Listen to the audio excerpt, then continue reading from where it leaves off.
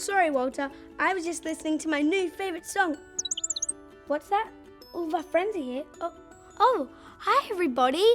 Me and Walter love dancing. Do you like dancing? Do you know what I like even more? The Link Show. Welcome back, everyone. I wonder when the mail will get here. The mail's here. Let's see what we got.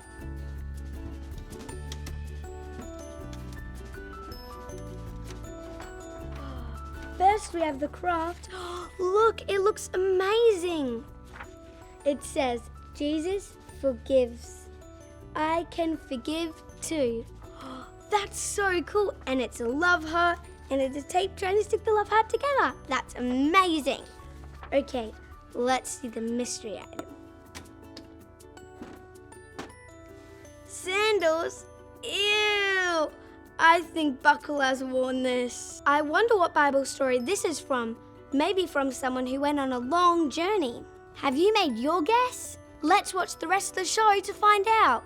Okay, so I want to tell you a story in just a moment because today we're talking all about forgiving others because God forgave us. We're talking about the word forgiveness. We'll talk about what it means in just a second, but I want to tell you a story. I remember one time I went to the beach with my family. So this is when I was little Buckle. I was young, and we'd packed our bags with beach toys and with towels and with food and with drinks, and we were super duper excited to go to the beach. Now, what I had done was put so much stuff in my bag that it was almost too heavy for me to carry. And so we started walking down to the beach, and I'm starting to really struggle. It is too heavy for me to carry on my own. My dad came up to me and he said, "Hey Buckle, do you want me to help carry the bag for you?" And I was like, "No, I can do it myself. I don't need any help." And so my dad was like, "Okay, but if you want help, all you have to do is ask." And so everyone walked ahead, and there I am right at the back, a long way away from everybody else, slowly dragging my bag across the sand because it was too heavy. I had put too many things in my bag. And eventually I was like, "I can't do it. Dad, come and help me." And so my dad came over and he said, "What is even in your bag? Why is it so heavy?" And so we opened up my bag and we looked inside, and it turns out that I had put a lot of things in there that were not needed. They're not beach toys. They're not things that I needed to take to the beach. But I put them in there anyway, even though I knew I probably shouldn't have. And it made my bag too heavy. Have you ever done that before? Maybe you've put something too heavy in your bag and it's made it really difficult to carry. Maybe it was something that you didn't even need.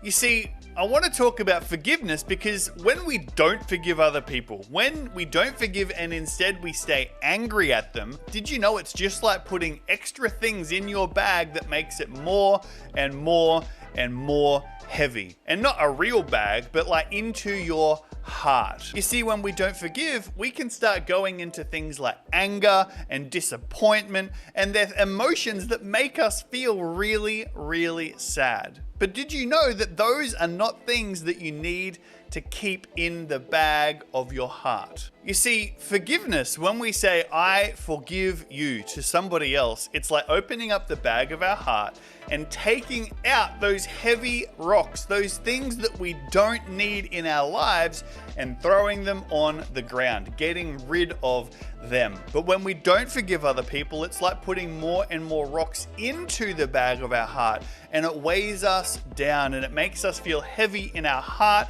and we get sad and we get angry, and it actually hurts us when we don't forgive others. And so in just a moment, we're going to look at a story of someone in the Bible who was a prophet. They were meant to always do the right thing, but instead this prophet does the wrong thing. But God forgives this prophet, and then the prophet has to forgive other people as well. So we'll talk about that in just a minute. Welcome back, everyone. Look at today's craft. I think I did a pretty good job. For the heart, I did red, and then for the band-aid, I kind of did a peach, and for the love heart in the middle, I did a nice pink. For the words, I did a fun pattern. I did purple, blue, purple, blue. For the outsides, I did green, green, and yellow. And for the bottom, I did the same pattern, blue, purple, blue, purple. I want to see what you all did. But if you have a teacher, a parent, or a guardian, they can take a picture and send it in. But for now, I'm really excited. Let's check out today's Bible story. This is Jonah, one of the prophets in the Bible. And Jonah's job was to travel from place to place and tell people the message that God told him. And so one day, God spoke to Jonah. He said, I want you to travel to a place called Nineveh. The people there are doing bad things. I want you to tell them to change their ways. But Jonah knew about the people in Nineveh, and he didn't want to go. And so instead, he went and hopped on a boat heading the other way. Jonah tried to run away from God. But God knew where Jonah was.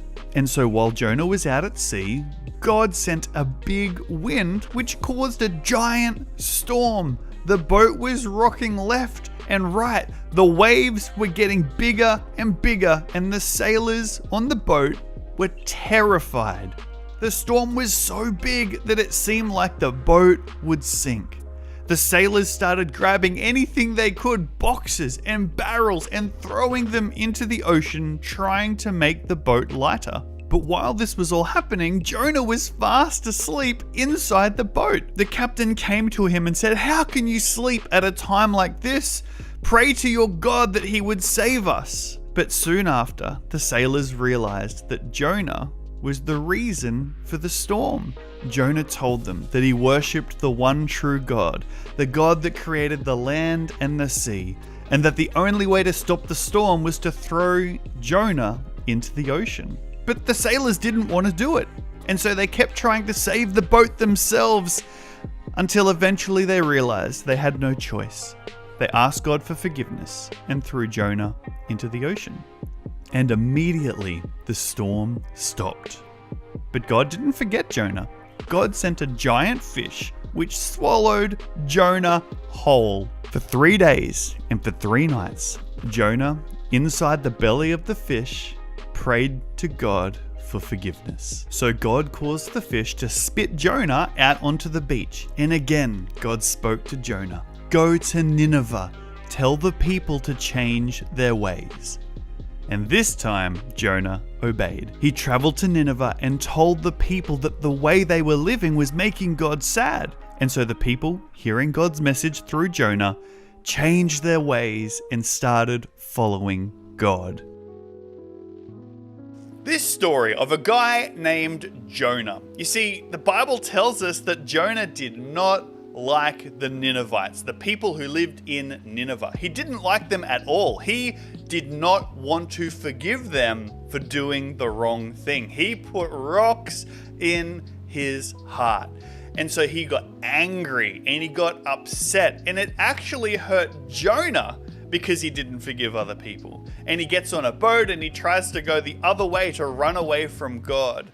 But instead of God getting angry at Jonah, I love that God forgives Jonah. Jonah can see that, okay, now I've done the wrong thing. God, please forgive me. And then God forgives him. And I think that Jonah might have realized, wow, if God is willing to forgive me, then I should probably forgive others. You see, in the Bible, Jesus actually taught his disciples how to pray. And one of the things in the prayer, one of the things that God tells us to pray about is this: God, forgive me because I will forgive others. You see, forgiveness is a way that God wants us to live. Now, that doesn't mean that we have to trust people if they hurt us. Like, if somebody hurts you, it's okay to be careful and to not put yourself around that person so that they don't hurt you again. That's totally fine. But when we don't forgive, we are putting those rocks in our heart that make us heavy. It hurts us. But when we forgive others, even if they don't ask for forgiveness, when we forgive, we take the rocks out of our heart, and that we can live happy and joyful no matter what happens. And so this is the big point. This is what I want us to say together today.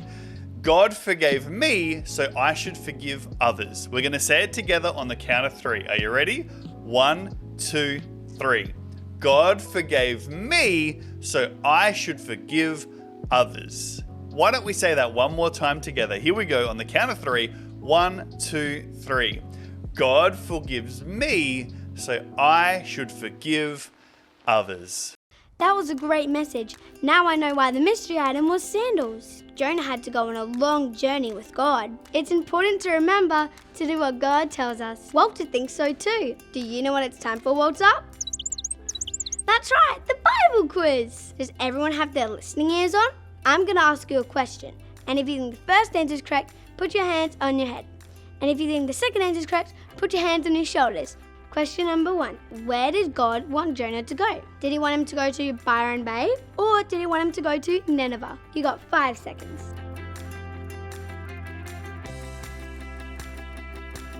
If you put your hands on your shoulders, you're correct. Okay, question number 2. What swallowed Jonah? Was it a whale or was it an ant? You got 5 seconds.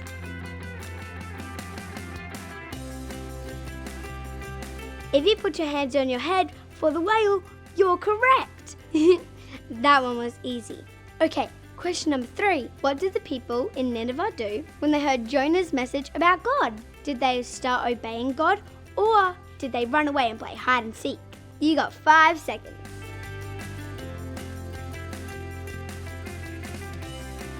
If you said they started obeying God, you're correct. How did you go, Walter?